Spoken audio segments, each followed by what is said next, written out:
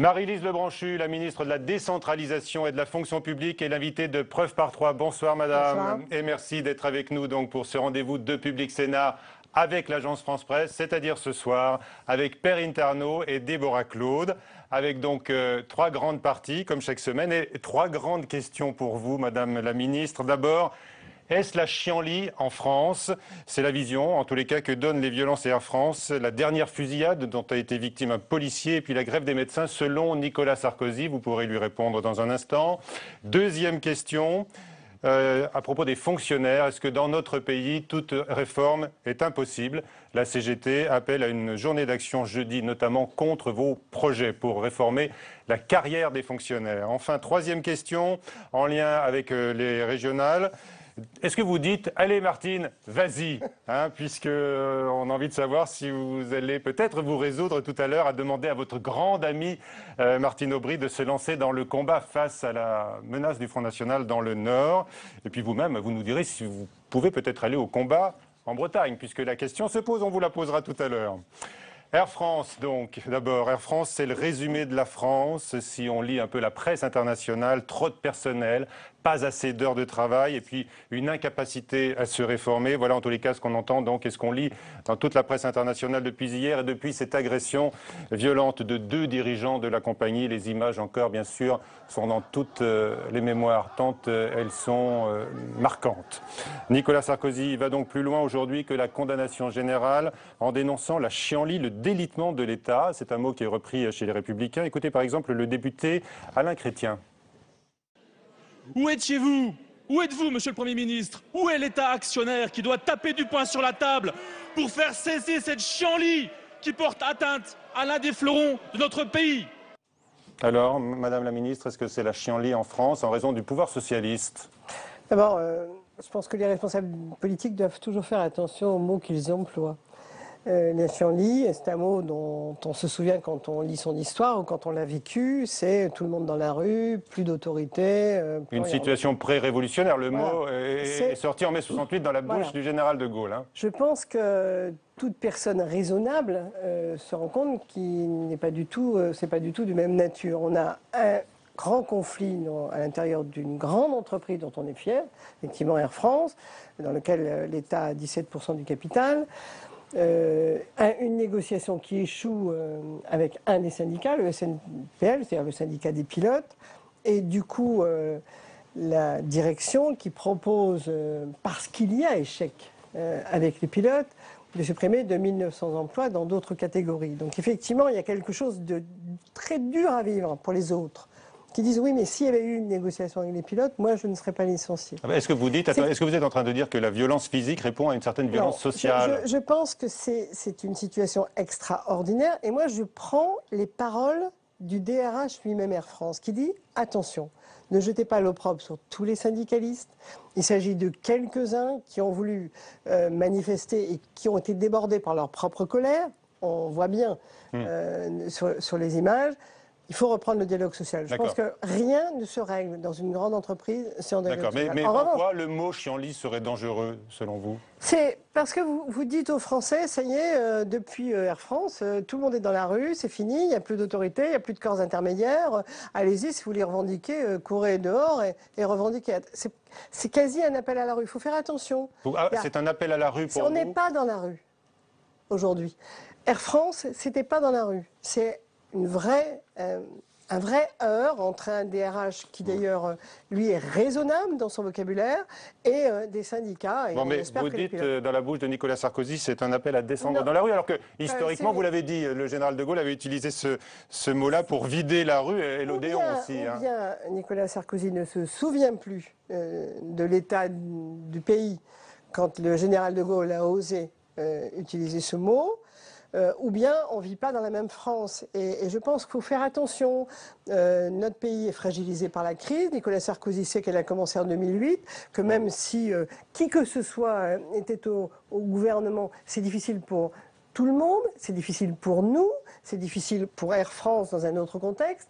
On est dans une situation de tension politique, de tension démographique et de tension sociale. Il ne faut pas en rajouter. Et je pense que quand on est dans une situation de tension, il faut appeler à la responsabilité, ce que le Premier ministre a fait tout à l'heure, répondant aux députés que vous avez cités, oui, en disant il faut que les pilotes aussi reviennent autour de la table, appel à la raison, appel à la responsabilité, appel au calme, à la sérénité et à la sortie. Alors, est-ce qu'il faut quand même plus d'autorité, Marie-Lise Lebranchu, puisque Christiane Taubira est également prise pour cible après cette fusillade. Donc, suite à un braquage en Seine-Saint-Denis, un policier a été blessé par un détenu en cavale à qui une permission de sortie avait été accordée. Oui, vous êtes sans doute quand même si on stupéfié par les faits. Si on veut vraiment jouer à la polémique et au fait qu'on est en train de... Non, il y a des faits. Le détenu en cavale a donc bénéficié d'une permission. Il avait un très lourd antécédent judiciaire, une trentaine d'affaires. Parce qu'il a eu une permission. Pourquoi il a eu une permission? Parce qu'il y a eu une loi votée en 2004, M. Sarkozy était président de la République, qui écrit un certain nombre de motifs pour lesquels, avant qu'il ne soit considéré comme radicalisé, un certain nombre de motifs pour lesquels on peut accorder une sortie. Alors, quand on fait voter une loi, on regarde qu'effectivement, sur certaines applications de cette loi, la sortie de cet homme, le fait qu'il soit parti, il n'est pas rentré, malheureusement, il s'est sauvé. Il s'est sauvé. La loi est de 2004. Donc moi, j'ai envie de dire à M. Sarkozy, assumez vos responsabilités. Ce que dit Christiane Taubira est simple, c'est qu'il faut revoir la loi de 2004, y compris sur les conditions de sortie, quand les gens se radicalisent, parce que ce n'est pas n'importe quel individu. Donc moi, je pense que quand on est un ancien président de la République et qu'on aspire peut-être, je ne sais, enfin il semble, à le redevenir, il faut être extrêmement attentif aux mots qu'on emploie, aux expressions qu'on emploie, ne pas faire comme si rien n'existait quand on était au pouvoir soi-même de son propre passé et aborder toutes les questions avec sérénité. Oui, d'accord. En quoi un ministre de l'Intérieur, une ministre de la Justice, un président de la République aujourd'hui, un Premier ministre et moi-même, serions-nous en fait en train d'applaudir en disant chic, chic, il faut se faire sortir des délinquants dangereux? Ça n'a pas de sens. Dire ça n'a pas de sens. Nous voulons nous protéger, nous, nos familles, nos enfants, nos citoyens, tout le monde. Ça n'a pas de sens. Mais elle est beaucoup attaquée sur ce thème-là, vous savez, la ministre. Oui, de la mais parce Justice. qu'on en fait une sorte de jeu politique. Ah. Alors, quand on fait un jeu politique, il faut faire attention à quoi on joue. Et moi, je pense qu'il faut être solidaire avec les gendarmes et les policiers qui prennent des risques inconsidérables, pardonnez-moi, pour nous protéger. Il faut se dire ensemble. Et ça aurait pu être la proposition du député aujourd'hui, dire nous avons voté une loi 2004, apparemment son application pose problème, revoyons-la ensemble. On est responsable ensemble d'une société, y compris quand on est dans l'opposition. Et attention, parce qu'on fait un jeu dangereux. Et ce jeu dangereux ne profite pas à une République apaisée, il profite à la République des extrêmes. Donc attention aux responsabilités que l'on prend. Allez, chacun à sa place. Chacun à sa place. On va parler des fonctionnaires maintenant, Marie-Lise Lebranchu. Ils sont souvent décriés, dénoncés. Eh bien, et quand même, les hommages, il faut le noter, se sont multipliés depuis ce week-end pour leur engagement dans le déluge meurtrier dans les Alpes-Maritimes, les fonctionnaires d'État, également les fonctionnaires territoriaux. Mais beaucoup de questions se posent quand même. Après cette nouvelle catastrophe, bien sûr la bétonisation des sols, le système d'alerte, et puis celle des moyens également. Alors, est-ce que cette question est légitime? Écoutez le sénateur écologiste André Gattolin qui prend l'exemple de Météo France et de la baisse des dotations, déjà. Le supercalculateur de la météorologie anglaise est 15 fois supérieur en puissance à celui dont nous disposons aujourd'hui en France et Météo France. Nous devons renouveler tout ça et à chaque fois qu'il y a un peu d'argent de réserve, eh bien, au moment des coupes budgétaires, on va prendre cet argent. Et je dis, là, effectivement, il y a un comportement, j'accuse pas le gouvernement, j'accuse le système budgétaire. On est dans une logique où nos budgets sont illisibles, où des coupes sont faites par des personnes qui n'ont pas conscience que des enjeux se jouent à long terme. Et il y a un risque. Alors on coupe et on croise les doigts qu'il ne se passera rien. Alors on a coupé dans ces budgets et puis on va annoncer mercredi qu'on va libérer des budgets. Est-ce que c'est bien raisonnable ? Alors, est-ce qu'il y a eu un coup de rabot budgétaire irraisonnable dans la prévision des risques? Alors, il y a deux choses à dire. D'abord, le supercalculateur qui s'installe à Toulouse et que tout le monde peut aller voir coûte extrêmement cher. On n'a jamais, à mon avis en tout cas, je vérifierai parce que je ne connaissais pas la question, je l'ai visité, avec fierté d'ailleurs, parce que les chercheurs ont vraiment fait un travail remarquable, est en installation. Et je pense qu'il est aussi important en termes de faculté de calcul que celui de la Grande-Bretagne, qui, elle, coupe beaucoup dans la dépense publique. En revanche, là où on pourrait se rejoindre, vous avez ici au Sénat des parlementaires, dont M. Colomba, qui ont fait un énorme travail sur la prévention des risques. La prévention des risques, en particulier des risques d'inondation, avec le problème de l'urbanisation, l'accélération de la circulation de l'eau, les nécessités des bassins de lagunage, de retenue, etc. Oui. Et qui ont proposé, ici au Sénat toujours, de confier cette responsabilité aux intercommunalités, parce qu'elles sont plus fortes que les communes. Et puis, pour des tas de raisons, les parlementaires, tous de façon assez transpartisane, ont reculé la date d'application. Voilà quelque chose qui interroge, vous voyez. Même si c'est difficile à mettre en place, je pense que le rapport de Colomba et celui qui a rédigé le rapport avec lui et M. Nègre également m'en excuseront parce qu'il me manque un nom, en tout cas montre bien qu'il y a un vrai travail et en urgence à faire, et ils l'ont fait avec la tempête. On connaît les urgences, mais tout cela à chaque fois, on prend un peu de temps et on me dit ça fait des normes. Oui, il y a des normes, mais j'ai toujours dit, et y compris ici, il y a des normes qui protègent les populations, mais qui protègent aussi les élus. Parce que en termes d'urbanisme, je connais une commune dans laquelle on a failli faire un parking souterrain dans une zone inondable. Heureusement, la norme est arrivée juste à temps. Il n'y a pas eu de parking souterrain. Vous voulez dire qu'il faut protéger les concitoyens contre leurs élus, parfois? Pas contre leurs élus, contre la demande, y compris citoyenne. Je ne veux pas être manichéenne. Il n'y a pas les méchants élus qui seraient prêts à faire construire n'importe quoi. C'est arrivé. Ils sont souvent soumis à une pression de leurs citoyens.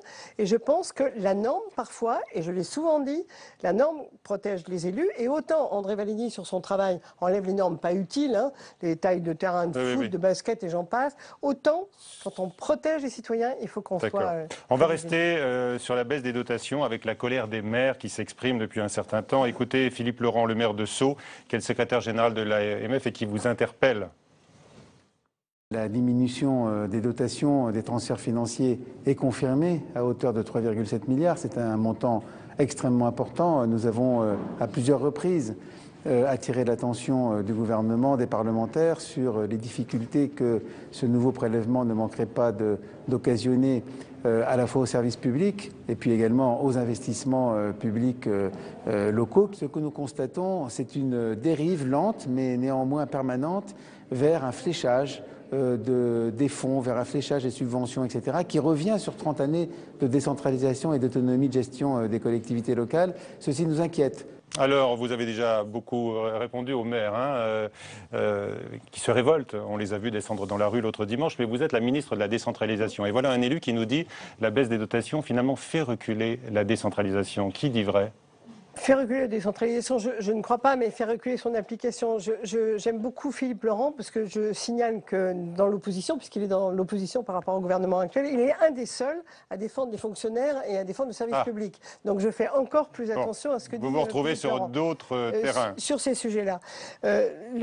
La problématique était claire. On avait 600 milliards de dettes de trop. Il faut baisser la dépense publique. J'entends que 50 milliards, c'est pas suffisant, mais quand on fait 50 milliards, ça fait 11 milliards sur les collectivités locales, le même pourcentage qu'aux trois grands budgets, l'État, la santé et les collectivités territoriales. Donc, tout le monde dit qu'il faut baisser. Moi, je ne sais pas baisser l'ensemble de la dépense publique sans les collectivités. Après, est-ce que c'est difficile? Oui, c'est difficile. Je le concède parfaitement. Est-ce que c'est réparti justement sur l'ensemble des collectivités territoriales? Oui aussi. Non. Non. Pourquoi?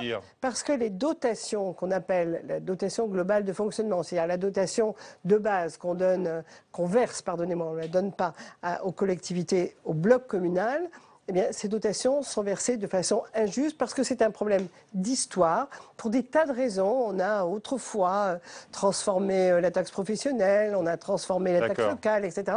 Et puis, on a gardé d'anciennes dotations sans regarder la Pour les communes, là, vous restez toujours sur les communes. Sur le bloc communal d'abord, moi je pense qu'il faut réformer la dotation globale, même si c'est difficile. D'accord. Alors peut-être que là, parce que certains perdent, certains qui sont plus riches que d'autres. Et il faut qu'on ait le courage de dire qu'il y a des communes qui sont en meilleure situation. Alors là, peut-être que vous anticipez sur votre réponse qui va suivre concernant cette fois les départements, et notamment les départements de gauche qui vous interpellent. Vous l'avez vu, face à la hausse des dépenses du RSA, et elles explosent, elles augmentent d'année en année. Ils ne peuvent plus assumer cette responsabilité, et ils demandent à l'État de prendre en charge donc ce coût en forte hausse. Et ils ont estimé, par exemple, qu'il leur faudrait 4 milliards d'euros. euros cette année. Écoutez Christian Favier, qui est le président communiste du Conseil général du Val-de-Marne, et puis Gérard Larcher, le président du Sénat. Aujourd'hui, il y a une situation ingérable pour les départements, notamment par rapport à l'allocation du RSA, qui est une allocation qui progresse chaque année, puisqu'il y a à peu près 10% de progression d'année en année. Aujourd'hui, le reste à charge pour le département, pour le budget du département du Val-de-Marne, c'est 92 millions d'euros. Avec l'ensemble des départements, nous demandons à ce que l'État, qui est totalement responsable de cette allocation de solidarité nationale, reprenne en gestion cette allocation, sachant que le département continuera à agir en matière d'insertion auprès des allocataires du RSA. On dit que la moitié des départements au 1er janvier 2018 seront en rupture sur l'ensemble des allocations sociales, ne pourront plus couvrir 12 mois. Il faut que le gouvernement réponde à l'occasion du congrès des départements de France à Troyes. Ce sera la semaine prochaine. J'y serai à cette question.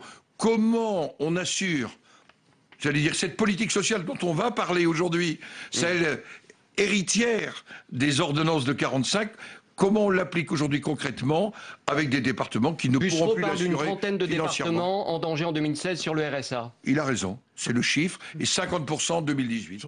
Comment est-ce que vous allez faire pour sauver les 30 départements en danger cette année? Je pense que c'est la vraie question. D'abord, il faut rappeler, il faut être juste, on a ajouté 1,5 milliard au département, compte tenu du fait que le reste à charge était trop important, même si on l'a diminué, il reste important. On en est tous d'accord et le Premier ministre a organisé un groupe de travail entre les départements et le gouvernement pour qu'on soit extrêmement clair, on pose tous les chiffres en réalité et en responsabilité entre le gouvernement et on verra donc d'ici quelques jours. Vous aurez une réponse à apporter? On prendra acte d'abord des travaux, ils ne sont pas tout à fait, ils sont pas terminés. On a envoyé on n'est pas tous d'accord sur les chiffres que donne M. Larcher, mais c'est pas grave. Le reste à charge moyen des départements pour le financement de ces allocations a baissé de près de 20% en 2014. Mais on est encore au-dessus. 20% de baisse, ce n'est pas suffisant pour sortir tous les départements de la difficulté. Je pense qu'il y en aura moins en difficulté, mais peu importe. Peu importe. Donc ce groupe de travail va rendre ses conclusions. Le Premier ministre, lui, en responsabilité, dira comment effectivement on répond à une vraie question. C'est une vraie question. Il fallait pas, un vrai danger, on l'a compris. Fallait pas passer du RSA au département. C'est une mauvaise idée.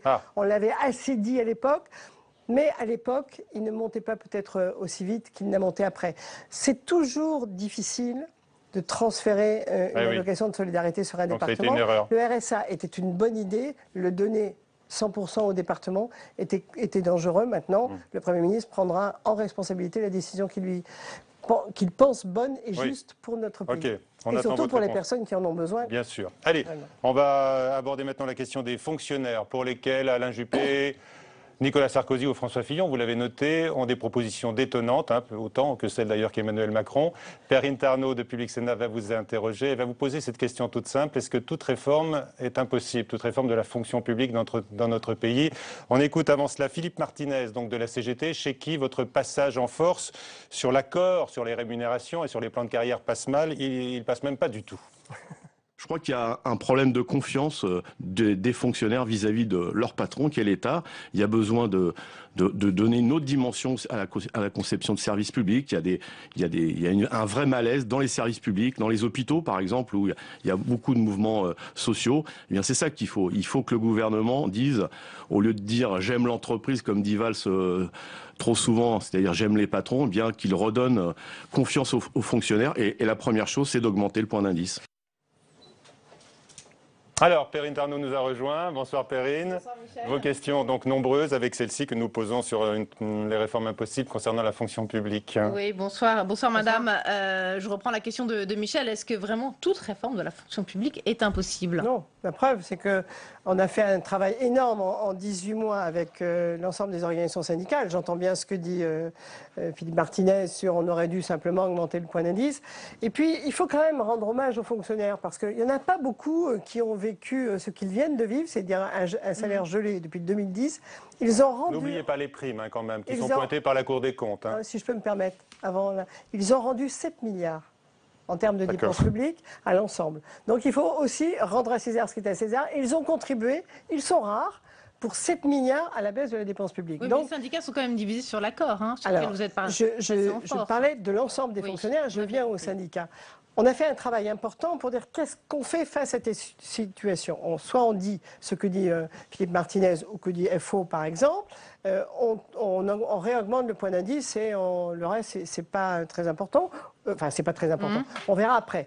Ou bien on dit ce que nous avons proposé avec autant d'heures de travail que vous imaginez bien, qui est de dire on réforme les carrières dans la fonction publique parce que les carrières s'allongent. On a reculé l'âge de la retraite. Les carrières s'allongent. Or, les fonctionnaires dans les grilles qui ont 30 ans, à 40 ans, 42 ans, ils sont arrivés au bout, ils n'augmentent plus. Et moi, je propose d'augmenter les salaires au début de carrière et à la fin de carrière, même si la carrière est plus longue. 40 € pour une catégorie C, 80 € pour une catégorie B, un éducateur par exemple, et 150 € pour un enseignant ou un ingénieur. Mais la moitié des syndicats vous disent non à ce projet de loi, notamment la CGT. On vient d'entendre Monsieur Martinez. Et la CGT qui va manifester cette semaine, jeudi. Pas seulement, elle n'est pas seule d'ailleurs. Elle n'est pas seule à manifester, mais est-ce que vous espérez encore les convaincre, la CGT? Je rappelle qu'un des syndicats signataires manifeste aussi. Donc il faut bien séparer la manifestation qui est de dire on a déjà donné 7 milliards, on veut donner moins, du reste. Mais est-ce que vous espérez encore pouvoir les convaincre ou c'est fini? Je pense qu'on n'était pas loin de l'accord, y compris avec la CGT. On n'était pas loin de l'accord. Avec FO, c'était un peu différent parce qu'il y avait un problème de gestion sur les territoires, les gestions interministérielles qui ne leur convenaient pas. Mais ça n'a pas marché. Donc, on n'était pas loin et du coup, le Premier ministre, parce que la situation est inédite, c'est une espèce de balance à 50-50, prend ses responsabilités, c'est normal. Il est passé en force, disent les syndicats. Alors, l'employeur public qui est l'État, je rappelle, à l'État, c'est-à-dire le nombre de fonctionnaires d'État, le résultat est de 59%. C'est-à-dire 59% des organisations syndicales représentant les employés de l'État ont voté favorablement. Donc, le Premier ministre dit, compte tenu de cette situation, je prends mes responsabilités et il me demande... Vous avez défendu au début de l'émission les corps constitués, le respect du dialogue social, je vous rappelle. C'est compliqué. C'est quoi, compliqué d'être dans un paradoxe? Non, c'est pas compliqué d'être dans un paradoxe. Mais ça rejoint... même si c'est toute proportion gardée, effectivement, on a une demande, 59%, donc l'État dit oui. Pourquoi? Soyons très clairs, il ne faut rien cacher aux citoyens qui nous écoutent. C'est l'enseignant qui allait, en 2018, être embauché au SMIC, il a quand même Bac plus 5, qui sera embauché au-dessus du SMIC. Et le nombre d'enseignants a été intéressé par le fait que la carrière s'arrange comme celle des ingénieurs. Nous avons besoin d'enseignants et d'ingénieurs. Et puis, on n'avait pas oublié les catégories C, c'est-à-dire ceux qui font tout le travail, y compris depuis les inondations, et dont on dit que leur salaire gelé convient à tout le monde. Non, pas à nous. Vous nous l'avez dit, donc les fonctionnaires ont fait un effort de guerre de 7 milliards d'euros et pourtant les effectifs maintenant ils repartent à la hausse. Très simplement. C'est fini les efforts? C'est pas fini les efforts. Nous sommes dans une situation de guerre contre le terrorisme. Les efforts, nous avons été très clairs. 60 000 postes à l'éducation nationale, on enlève 60 000 postes ailleurs. C'est énorme. Et on ne peut pas faire la même chose avec les forces de sécurité, on en rajoute, on en enlève ailleurs? On enlève 17 000, on devait enlever, je vous rappelle, 17 000 postes à l'armée. Tout le monde, droite et gauche confondus, nous dit surtout pas. Là maintenant, il faut réaugmenter les fonctionnaires. Non, pas les fonctionnaires, parce que ce ne sont pas des fonctionnaires. Les militaires, la police. Mais cette hausse des effectifs, elle avait commencé avant les attentats de janvier 2013. Non, pas les derniers, madame. Pas les derniers, parce que la décision a été prise juste avant l'été. Les derniers, c'est plus 8 304 dans le budget 2016. Cette année. La hausse, elle est repartie. Mais je vous rappelle qu'on devait supprimer entre 14 et 17 000 postes encore issus de la loi de programmation militaire et que nous venons de changer notre fusil d'épaule sans jeu de mots indélicat. Donc on a effectivement là dépassé la feuille de route du président de la République, mais personne ne nous demande de diminuer, au contraire, les effectifs de l'armée. Non, mais tout le monde nous demande de diminuer les effectifs de la fonction publique dans leur ensemble. Quand vous voyez ce que rend Bercy, est-ce que vous êtes capable, ici, à Public Sénat, de rendre autant de postes en proportion que Bercy? Sûrement pas. Ils ont rendu, ils sont en milliers... On n'a pas les mêmes marges, je peux vous le garantir. Non, mais c'est toujours un pourcentage, en milliers de postes. Et c'est très compliqué. Et qu'est-ce qui se passe aujourd'hui? Moi, je vais partout, y compris avec les maires de notre actuelle opposition sur les territoires. On me dit, pourquoi vous avez fermé tel service public? Vous fermez les perceptions, vous fermez... Oui, parce qu'on n'a pas de fonctionnaires. Donc, il y a des injonctions contradictoires. Il faut qu'on discute d'un équilibre entre ce service public absent qui crée un sentiment d'abandon. Feuille de route du Premier ministre, attention aux effectifs sur le territoire, et nos administrations centrales qui doivent encore rendre des postes. Il faut peut-être mieux organiser effectivement le tout. C'est difficile, mais je pense que les fonctionnaires ont quand même consenti beaucoup d'efforts. Ce qui peut se créer peut-être un sentiment d'incompréhension, c'est quand on entend le ministre de l'économie Emmanuel Macron qui finalement dit un peu la même chose que Nicolas Sarkozy, le président des Républicains, à savoir plus de souplesse dans le statut des fonctionnaires. Quand Emmanuel Macron dit ça, enfin je ne veux pas penser à sa place, hein, il prend l'exemple de 2 cadres supérieurs. Un cadre supérieur qui discute de stratégie économique chez lui, un cadre supérieur d'une boîte. Je rappelle, parce que souvent on rappelle, et peut-être pas suffisamment Emmanuel Macron, je lui dis aussi à lui, que nous avons beaucoup de contractuels. Moi-même, responsable du secrétariat général modernisation de l'action publique, j'ai embauché des chefs d'entreprise, start-up, pour le numérique et l'open data. Donc on peut, à un moment donné, sur des postes particuliers de stratégie, avoir des contractuels. On en a beaucoup. Peut-être même que parfois on en a beaucoup trop. Ne confondons pas la souplesse dont on a besoin. Confusion alors chez Emmanuel Macron. La fonction publique. La fonction publique, c'est elle qui assure la solidité de la nation. Oui, mais vous ne parlez pas, l'État, vous ne parlez pas du temps de travail des fonctionnaires, parce qu'on voit les propositions des ténors de la droite qui disent qu'il faut que les fonctionnaires travaillent au moins 35 heures. Ce n'est pas le cas apparemment de tous. Et il faut, pour François Fillon, aller jusqu'à 39. Quand ils sont employeurs publics, ça dispense d'embauche supplémentaire. Quand ils sont employeurs publics, j'espère qu'ils font travailler leurs fonctionnaires 35 heures. Mais moi, j'ai confié une mission à Philippe Laurent, dont on parlait tout à l'heure, justement, pour qu'on ait un aplat, parce qu'on joue beaucoup sur des clichés. Hein, clichés, privilèges, etc. Moi, je veux savoir exactement le temps de travail des fonctionnaires, et je vous rappelle que quand on parle de 35 à 39 heures, on paye les 4 heures de plus. Donc cliché, vous dites que ça vaut aussi pour Emmanuel Macron, cliché alors ? Quand vous dites cliché, ça vaut aussi pour Emmanuel Macron, sur les fonctionnaires ? J'ai beaucoup discuté depuis avec Emmanuel Macron, qui a vraiment tenu à rester dans son périmètre. Et moi, franchement, cette polémique-là, elle est derrière, quoi. On peut en remettre... Elle est derrière ? Bon, on va quand même écouter ce qu'en dit Claude Barthelone, le président de l'Assemblée nationale, parce que pour lui, c'est pas tellement derrière lui. On écoute Claude Barthelone et on réagit après. Moi, je sais d'où je viens et je sais ce que représentent les services publics pour aider à grandir des mômes comme celui que j'étais au moment où je suis rentré de Tunisie.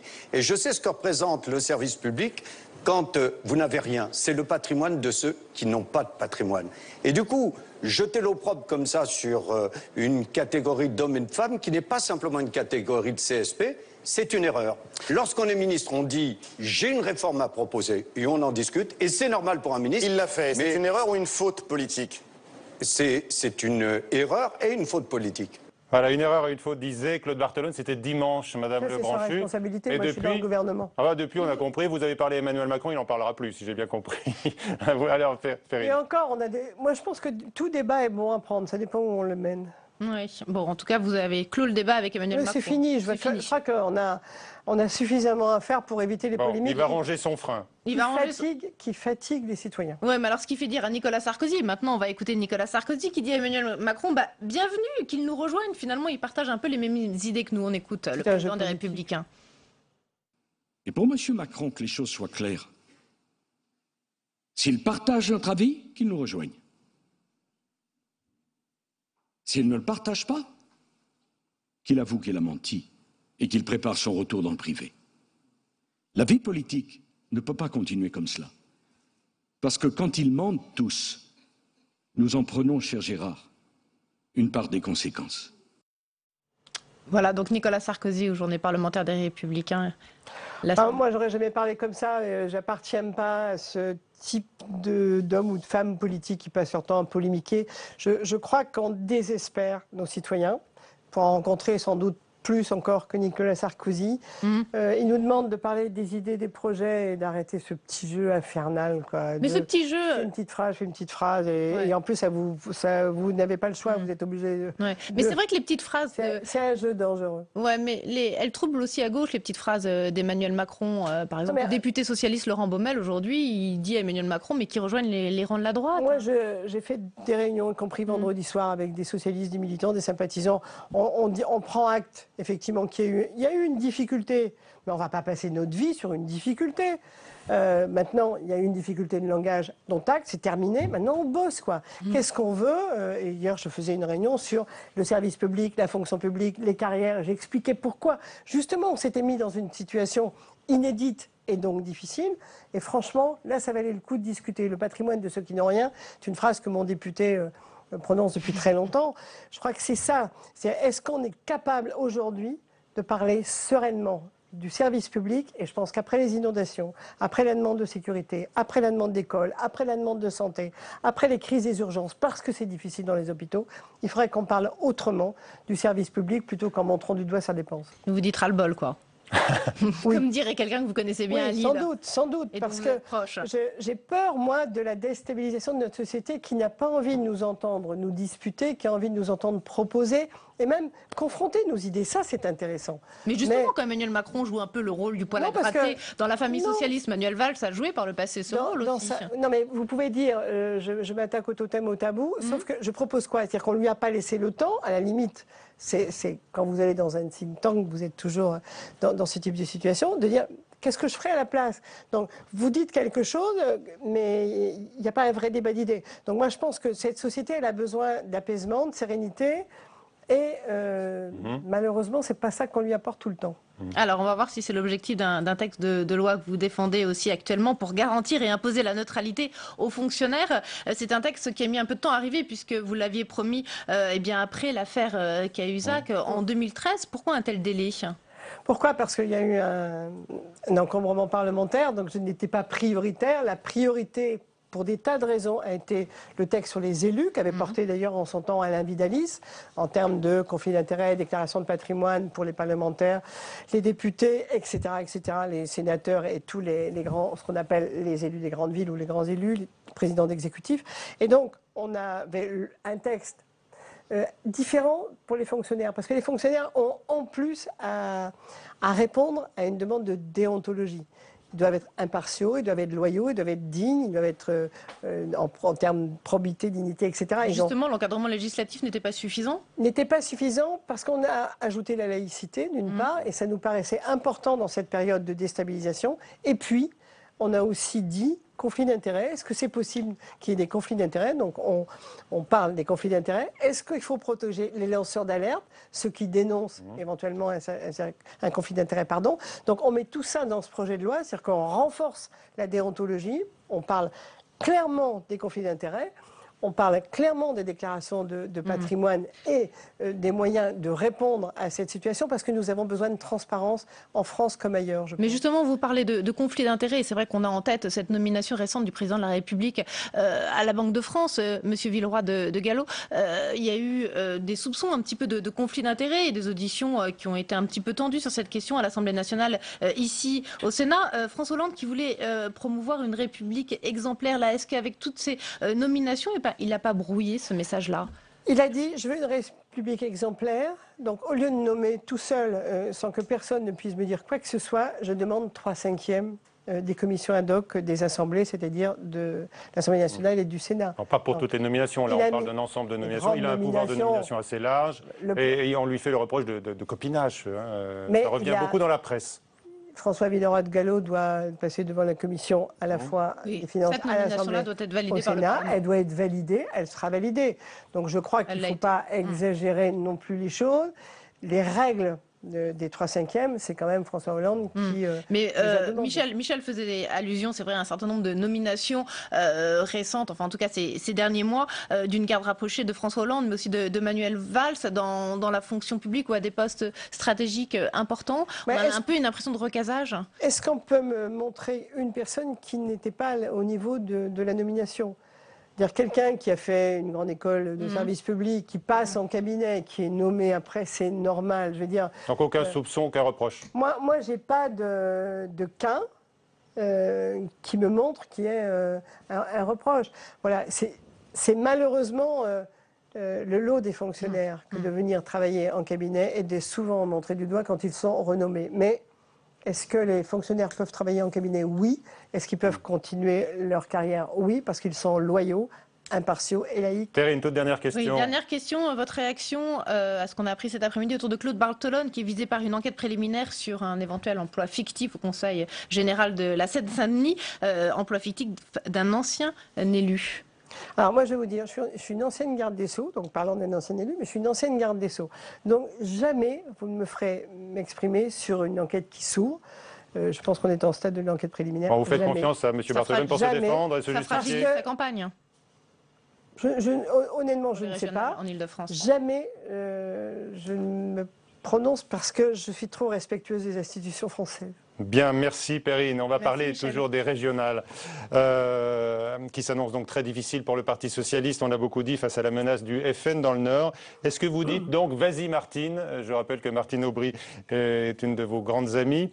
Vous le direz à Déborah Claude de l'AFP, alors que donc Martine Aubry reste quand même, d'une façon générale, on le voit, on l'entend, une cible privilégiée avec ses 35 heures. Et Quentin Calmet a lui lu le dernier édito du Point qui présentait Martine Aubry comme, écoutez bien, la Castafiore du déclin.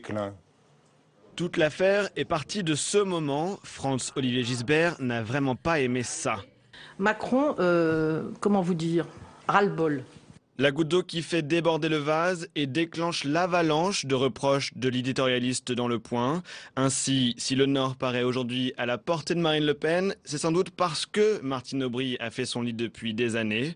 Martine Aubry ou la statue de commandeur du socialisme, selon Franz-Olivier Gisbert, qui parle du totem vermoulu des 35 heures. Les mots sont durs et tout y passe, depuis l'accord avec les écolo-gauchistes forgés en 2012 jusqu'à la gestion plan-plan de sa ville. Et cette phrase qui fait beaucoup réagir sur les réseaux sociaux, François Hollande prend garde à cette ombre portée et c'est à se demander parfois s'il n'a pas plus peur d'elle que de Daesh. Alors dites-moi, vous réagissez à cet édito? Moi j'ai lu cet édito, j'étais très très choquée. Je suis rarement choquée, je fais rarement un commentaire. J'étais très choquée, on pense qu'on veut. C'est le propre de la presse. Mais par exemple, sur l'emploi, il dit « c'est absolument pas occupé d'emploi, elle n'est pas mauvaise sur la culture, mais alors l'emploi, rien du tout. » Il faut qu'il aille visiter, quoi. Moi, je suis allée visiter cette grande friche industrielle réhabilitée et qui accueille, il y a les start-up du numérique, il y en a partout, les grands groupes avec IBM et bien d'autres sont venus s'installer là. Franchement, je trouve que c'est déplacé de dire des choses sans aller vérifier. Alors, je pense que c'était... C'est un parti pris, mais c'était très choquant. L'éditorialiste pense ce qu'il veut des 35 heures, de l'hôpital public, même de la carte de sécurité sociale, de la carte vitale, puisque tout ça, pour lui, c'est obsolète. Mais sur l'emploi, je trouve que c'est assez... très sévère. Question de Déborah Claude. Non, c'est pas sévère. C'est pas sévère. Je vais vous dire, j'aime pas ces mots-là, mais c'est pas la vérité. Donc, j'utilise pas le mot de Sarkozy, mais c'est pas la vérité. Et je pense qu'il faut toujours faire attention, quand on commente, quand on écrit, à être attaché à la vérité et à la réalité. Sinon, on crée un fossé entre nous tous, les politiques, les médias, les citoyens, qui ne croient plus en rien. Alors l'autre question, la grande question qu'on se pose, Déborah, sur Martine Aubry. Est-ce que vous lui demandez à Martine Aubry d'aller comme candidate dans la région Nord? Non, je ne lui ai jamais demandé d'ailleurs. Martine Aubry est la première, et on en a assez félicité ou assez critiqué, à avoir défendu le non-cumul des grands exécutifs. Elle l'a fait pendant tout le temps où elle était première secrétaire. Elle a présenté ça à un congrès. Elle a été non seulement applaudie, mais tout le monde a voté ça. Et elle, Martine Aubry, qui a porté ce combat du non-cumul, irait dire, bon, excusez-moi, là, je vous ai dérangé, mais en définitive, je ne me l'applique pas. En revanche... Le contexte est un petit peu... En revanche, le feu brûle dans la région Nord. C'est toujours pareil. Est-ce qu'on a des principes, est-ce qu'on a des convictions et est-ce qu'on les applique? Il y a des dangers aussi. Il y a le danger Front National et là on va lui dire c'est un manque de courage. Et est-ce qu'à chaque fois on peut dire mais cette fois-ci, excusez-moi, mais là il faut que j'y aille, ce sera pour la prochaine fois. Je pense que le courage aujourd'hui, en Nord-Pas-de-Calais-Picardie, qui est une région qui a été réécrite et réécrite avec cette difficulté que l'on sait. Le courage, c'est d'aller faire campagne. Et moi, j'ai vu Martine Aubry faire campagne avec Pierre de Saint-Ignon, candidat. Pierre de Saint-Ignon, c'est un de ceux qui a porté, avec beaucoup de chefs d'entreprise, la création d'emplois, le développement économique, qui est quelqu'un qui, en plus, a beaucoup travaillé. Et ça, c'était très intéressant. Oui, mais il ne fait pas le poids médiatique en tous les cas. Je continue. Sur le lien entre l'entreprise et les jeunes, est-ce qu'il faut des têtes d'affiche parce que ce sont des têtes d'affiche ou est-ce qu'il faut des gens qui savent faire, qui savent où ils vont, qui savent pourquoi ils y vont. Et peut-être qu'à force de dire... Moi, on me le disait pareil dans la ville de Morlaix. On me dit, il n'y a que toi qui peux être maire. Non, c'est pas vrai. Ce n'est pas vrai. Il faut arrêter de penser que parce que quelqu'un est connu, il doit prendre tous les postes. Non. En revanche, il faut faire campagne. Martine Aubry fait campagne. Et je pense fait campagne quand elle dit j'en ai ras-le-bol des phrases d'Emmanuel Macron. Quand elle sent, y compris chez ses propres fonctionnaires, de la mairie et de la communauté urbaine, comme moi quand je rencontrais les syndicats, que même si la phrase, elle n'était pas... On n'aurait pas dû la détacher de son contexte. Bon, il y a eu tout un jeu derrière qui a été fait sans aucun doute. Quand on sent des gens qui se sentent eux-mêmes déstabilisés par la phrase, dans leur fonction, des gens dont on a besoin tous les jours. On parlait des pompiers tout à l'heure, de ceux qui nettoient, de ceux qui assurent la sécurité, de ceux qui font marcher les écoles maternelles, les gens passent dans les communes. Il faut aussi dire à un moment donné, oui, il faut faire attention. Soyons tous attentifs à nos paroles, parce que nos fonctionnaires, comme tous les citoyens, comme les journalistes, ont besoin de reconnaissance. Non, on reste sur les régionales, les régionales, notamment dans le Nord. La gauche est en mauvaise posture dans un certain nombre de régions. On prône l'union de la gauche. Christophe Cambadélis amène un référendum sur la table. Vous pensez que c'est une bonne initiative? On se pose un peu. Il y a un contre-référendum qui vient d'arriver. J'ai entendu ça. Voilà. Oui, qui là propose non pas une question sur l'union, mais sur une vraie politique de gauche. Voilà. Qu'est-ce que vous en pensez? Je crois, honnêtement, et j'ai envie de dire en sincérité, la situation est difficile. Elle est difficile. Parfois, on a l'impression qu'elle nous échappe un peu et que le Front National fait ses choux gras. D'ailleurs, je vous rappelle que le Front National est le premier à dire haut et fort, il faut augmenter le point d'indice des fonctionnaires, il faut augmenter le nombre de fonctionnaires et il faut les défendre contre... voilà, je vous rappelle ça. Quand on est dans cette situation-là, l'union au premier tour peut empêcher le pire. Chacun doit réagir en termes de responsabilité, là où il est. Mais j'entends aussi d'autres qui disent je crois que j'aurai plus de voix si je me présente au premier tour. J'aurais préféré l'union, je préfère l'union, je préférerais toujours l'union parce que je ne crois pas. Vous êtes un peu partagé comme le Parti socialiste. Je ne crois pas que ce soit facile de passer des accords entre deux tours. C'est déstabilisant, on est parfois amené à se critiquer un peu fort et que quand même, quand on regarde nos régions, quand on regarde le bilan des régions, quand on regarde qui était dans les exécutifs, c'est beaucoup une gauche unie qui présente un bilan, y compris là où j'habite en Bretagne. Quand après on dit, ben voilà, on a le même bilan ou presque, mais on ne va pas se présenter. Alors, quelle va être la stratégie, justement? Vous parlez de la difficulté quand même, cet appel, est-ce qu'il va être entendu? Est-ce qu'on va avoir plus d'union qu'on en a aujourd'hui? Personnellement, je le souhaite. Mais on voit des dissensions. De non-recevoir, vous savez bien, des écologistes du Front de gauche, c'est non. Il faut toujours espérer que les choses s'arrangent. Bon, si elles ne s'arrangent pas, on fera avec. C'est-à-dire qu'on ira en campagne avec une difficulté, mais on l'assumera. On voit aussi qu'il y a des dissensions, des petites musiques un peu différentes sur ce qu'il faut faire sur le front républicain. Est-ce qu'il faut tout faire pour faire barrage? Non, c'est pas de même nature. Le front républicain, c'est autre chose. La droite a d'ores et déjà dit que ça n'existerait pas. Elle l'a montré malheureusement. Certains le disent aussi à gauche et je vous propose d'écouter donc c'est un autre sujet. Deux versions, enfin deux approches différentes du front républicain en cas de menace du Front National en décembre prochain dans plusieurs régions. On pense bien sûr au Nord, Pas-de-Calais, Picardie et puis à la région PACA. Eh bien, ce sont les propos de Manuel Valls et de votre collègue Jean-Marie Le Guen que l'on écoute sur cette question. Ils ne disent pas la même chose. Il n'y a pas de ni-ni, de peut-être que oui, peut-être que non. Il y a un refus direct, franc, unanime des extrêmes.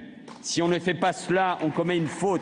Mais dans un certain nombre de campagnes, je pense notamment avec ce qui se passe avec M. Estrosi dans la région PACA, il n'y a pas de différence entre la candidate du Front National et M. Estrosi. Chacun faisant la course à l'échalote de l'autre. Et il est absolument impensable d'imaginer, d'appeler des électeurs de gauche à se rassembler ou à voter pour un candidat qui défend ce type d'opinion.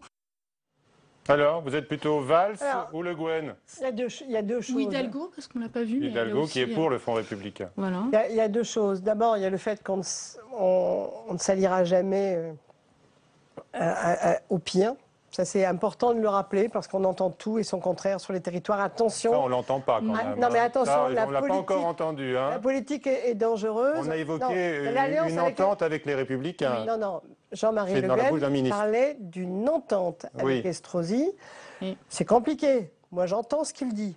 Bon, je reste persuadé quand même qu'aujourd'hui, devant le drame, j'ai pas d'autre mot, que serait une arrivée au pouvoir du Front National, et on n'imagine pas les conséquences et on les mesure pas, parce que la politique fiction n'existe pas. Effectivement, le Front républicain reste une réponse. Moi, ce qui me déstabilise profondément aujourd'hui, c'est que je n'entends pas la même chose chez les Républicains, qui ont pris le mot en plus.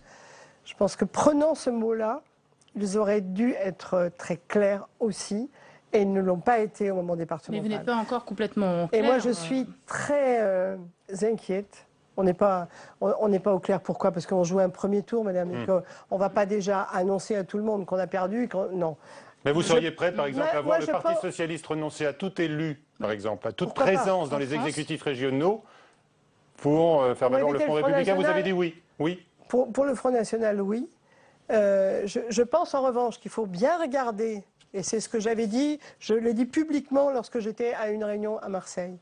Si on a une triangulaire, et si le nombre d'élus des deux, compte tenu de la prime, etc., n'était pas un danger, il faut regarder ça de près. C'est pas si simple. Et je pense d'ailleurs qu'y compris nos électeurs ne savent pas la prime à la liste qui arrive en retard, en tête, pardon, et ne jouent pas tout ça. On a énormément de travail pédagogique à faire avant, parce qu'aujourd'hui, nos citoyens pensent que s'il y a 3 listes, peu importe celui qui est devant, les deux républicains, entre guillemets, républicains et liste de gauche, feront plus d'élus que le Front National. Ils oublient la prime majoritaire. Donc on a beaucoup de choses à écrire, et moi je pense que dire aujourd'hui, alors qu'on n'est pas encore en campagne, que les listes ne sont pas déposées, que les programmes ne sont pas tous écrits, déjà, non, il faut arrêter. Moi je suis militante avant d'être ministre, et la militante que je suis, moi, elle se bat pour que on puisse parler politique jusqu'en décembre, suffisamment clairement, pour éviter... On a compris quand même que fondamentalement, vous êtes d'accord pour un Front républicain, donc un retrait je l'ai toujours socialiste. fait, même si... Vous l'avez dit. Même si, je l'ai toujours dit, en 2002, j'ai regretté que le président Chirac ne tienne pas compte de ce qui s'était passé. D'accord, bien toujours. sûr. Donc la militante que vous êtes, comment elle voit la carte de France pour le Parti socialiste? Alors moi, j'ai jamais fait de politique fiction. Non. Si on gagnait toutes les régions confortablement, je serais la première étonnée. Je suis sauver lucide, je suis réaliste. On est en difficulté, mais on est très grande difficulté. Au début octobre, au la début Bretagne, première semaine d'octobre, on va gagner la Bretagne. Et vous incite à partir, ça vous incite à y aller à la place de Jean-Yves Le Drian? Attendez. Jean-Yves Le Drian est demandé. C'est clair, c'est une chance formidable. Ça veut dire qu'il a une grande notoriété, qu'il est aimé et que les gens l'identifient à la Bretagne. S'il était empêché, on se poserait la question. Mais pour l'instant, il n'a pas donné de réponse définitive. Il est demandé. Donc, moi, j'ai toujours dit, si effectivement on disait, ben, Jean-Yves ne peut pas y aller, est-ce que tu peux y aller? S'il faut que j'y aille, j'irai. Mais c'est pas... Mais j'ai toujours dit ça. Je n'ai jamais changé d'avis. Je pense aujourd'hui que ce n'est pas le scénario. Je pense aujourd'hui que le scénario, c'est Jean-Yves Le Drian candidat. Je pense que c'est le meilleur des scénarios, mais il y a aussi d'autres candidats possibles. J'ai même cité Jean-Jacques Urvoas et Guénégan Buis récemment. Je pense qu'il y a une telle demande que je ne vois pas comment Jean-Yves Le Drian ne peut pas y aller, quitte à réfléchir à comment on gère la situation. Moi, vous savez, rien ne m'effraie, et les citoyens non plus. Je me souviens... toute proportion gardée, bien évidemment, avoir été garde des Sceaux et candidate en disant « je suis candidate, mais je ne serai pas maire, mais je ne serai pas maire jusqu'à la fin de mon mandat ». Les citoyens ont quand même voté pour moi. Jean-Yves Le Drian peut rester ministre et être candidat. C'est possible. Je pense que tout est possible à une condition. À une condition claire, c'est qu'on dise la vérité aux citoyens. Donc on peut dire, Monsieur Le Drian reste à la Défense et Pierrick Massion, qui est président du Conseil régional, reste, ce qui serait assez antinomique avec ce que vous aviez dit. Je vous donne une opinion strictement personnelle. Elle n'a été discutée nulle part. Et Jean-Yves Le Drian peut me la reprocher. Mais je parle d'expérience. Quand on est dans un gouvernement, on peut dire aux citoyens, je me présente parce que lorsque je sors du gouvernement, je reviens vers vous. En attendant que je revienne vers vous, il y aura un numéro 2 qui sera... Voilà. On verra si ce schéma, qui semble avoir vos faveurs, me choque, à condition qu'on soit clair et nette avec les Allez, on verra si ce schéma est retenu. On va dire un mot pour conclure, Déborah, des réformes constitutionnelles, puisqu'il y a eu récemment les conclusions de la commission qui a été mise en place par Claude Barthelone, donc chargé de faire des propositions, 17 au total, le retour au septennat non renouvelable, les législatives avant la présidentielle, quoi qu'il en soit, et puis moins de parlementaires. Vous allez répondre, mais écoutez d'abord ce qu'en dit Gérard Larcher. Même constat, divorce entre politique et citoyen. Nous avons le même constat. Lui pense que la solution, c'est la réforme institutionnelle. Moi, je dis non. Ce constat, c'est quoi? C'est le résultat de la crise économique et sociale. C'est le résultat aussi de la parole politique, où, y compris, on lance des écrans de fumée pour ne pas traiter les sujets. Je pense qu'il faut poser un certain nombre de questions, qu'il n'est pas illégitime de faire mieux fonctionner le Parlement. C'est ce que le Sénat a conduit. Diminution, pourquoi pas, du nombre de parlementaires. Je rappelle que c'est François Mitterrand qui les a augmentés. Tout ceci sont des questions légitimes. Elles ne signifient pas de bouleverser la Constitution. Alors, Maryse Lebranchu, est-ce que... Je pense qu'il a raison. Enfin, Gérard Larcher a raison. C'est pas une demande quand on est sur les marchés, dans les réunions, peu importe. C'est pas la demande prégnante des citoyens. Sauf que les citoyens nous disent globalement, essayez de faire mieux. Essayez de faire mieux sur les collectivités locales, c'est pour ça que je porte cette réforme avec beaucoup d'enthousiasme. Essayez de faire mieux, d'avoir moins de strates. Il y a une vraie demande de rationalisation. Essayez de faire mieux face au chômage, ils demandent des résultats d'abord. Hein. D'abord, ils n'ont pas de questions, vous avez raison, ils n'ont pas de questions spécifiques sur la réforme institutionnelle. Même s'ils disent, je vous le rappelle aussi à chaque fois, essayez de faire mieux. Non, ils ne sont pas tout à fait à l'aise dans le système. En revanche, je pense que la crise majeure est une crise économique et sociale. Elle a commencé en 2008, elle est ancienne, elle est difficile. Et je pense qu'il faut effectivement qu'on ait des résultats en termes économiques. Donc, quand Claude Barthelone dit que ça va alimenter le débat présidentiel, pour vous, c'est pas une priorité? Alors, sur l'indépendance de la magistrature, peut-être, sans doute. Une réforme qui n'arrive pas on va voir. Hein. Et puis, je ne sais pas, d'autres sujets comme le vote des étrangers aux élections locales qu'on entend depuis trop longtemps. Il y a beaucoup de sujets qui seront dans le débat présidentiel, mais il y a quand même une urgence qui est le développement économique de ce pays. Est-ce que vous êtes sûr que François Hollande pourra se représenter en 2017, oui ou non? Moi, je veux qu'il se représente. Vous le voulez? Oui. Il le pourra? J'ai toujours la fiction, hein. Oui, bien sûr qu'il le pourra. Il le pourra, en tout état de cause, il le pourra. Parce que on sent le frémissement économique, on sait que les choses vont s'arranger, il faut tenir, il faut tenir. Merci. Merci beaucoup, Madame la Ministre, merci Déborah, merci à tous, bonsoir et à très vite la semaine prochaine.